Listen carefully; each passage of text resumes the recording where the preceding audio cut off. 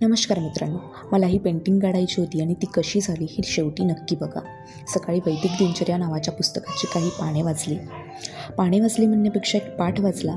आपली कामे आवरली आणि काहीतरी करायचं हे सकाळपासून डोक्यात होतंच आणि त्याला मुहूर्त लावायचा म्हणून ही पेंटिंग हातात घेतली. मिशोवरून मी या शीट बोलवला होता. बरं, मी काही पेंटिंगमध्ये प्रो नाही बरं का, पण थोडासा चांगला प्रयत्न केला की परफेक्शनच्या जवळ जातो ह्यावर नक्की विश्वास आहे. पण त्यासाठी लागतं सातत्य. ही पेंटिंग बघितल्यावर तुम्हाला वाटेल की सुधारण्यास नक्की वाव आहे. ही पेंटिंग काढताना शंकराच्या हाताला व्हाईट आणि ब्ल्यू कलरचं मिश्रण करून मी तो स्काय ब्ल्यू कलर तयार केला आणि बॅकग्राऊंडला जगभराचे कलर मिक्स करून, जगभर म्हणजे रेड, व्हाईट, येल्लो, ग्रीन ह्याचं मिश्रण करून बॅकग्राऊंडला मी तो कलर तयार केला. मी मध्ये ते दाखवलं पण आहे आणि ही पेंटिंग तयार केली. शिवपार्वतीची ही कथा मुख्यत्वे प्रेम, भक्ती, संयम आणि दृढ निश्चय या मूल्यांवर आधारित होती. सतीचा त्याग आणि शंकराचे वैराग्य म्हणजे शिवपत्नी सतीने आपल्या वडिलांच्या यज्ञात शंकराचा अपमान झाल्यामुळे अग्नीत उडी घेऊन आत्मदहन केले.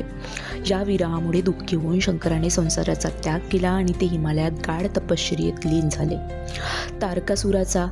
तारकासुर राक्षसाचा वध केवळ शिवपुत्रच करू शकत होता. त्यामुळे देवांच्या प्रार्थनेवरून माता आदिशक्तीने हिमालयाच्या घरी पार्वती म्हणून जन्म घेतला, जेणेकरून शिवपार्वतीच्या विवाहातून शिवपुत्राचा जन्म व्हावा. शंकराचे लक्ष वेधण्यासाठी आलेल्या कामदेवाला शंकराने आपल्या तिसऱ्या डोळ्याने भस्म केले. तरीही पार्वतीने हार न मानता राजमहालातील सुखे सोडून जंगलात अन्नपाण्याचा त्याग करून अत्यंत कठोर परिश्रम केले. त्यामुळे तिला अपर्णा हे नाव दिले. शंकराने एका वृद्ध ब्राह्मणाचे रूप घेऊन पार्वतीची परीक्षा घेतली आणि स्वतःची निंदा केली. परंतु पार्वतीची अविचल भक्ती पाहून शिव प्रसन्न झाले.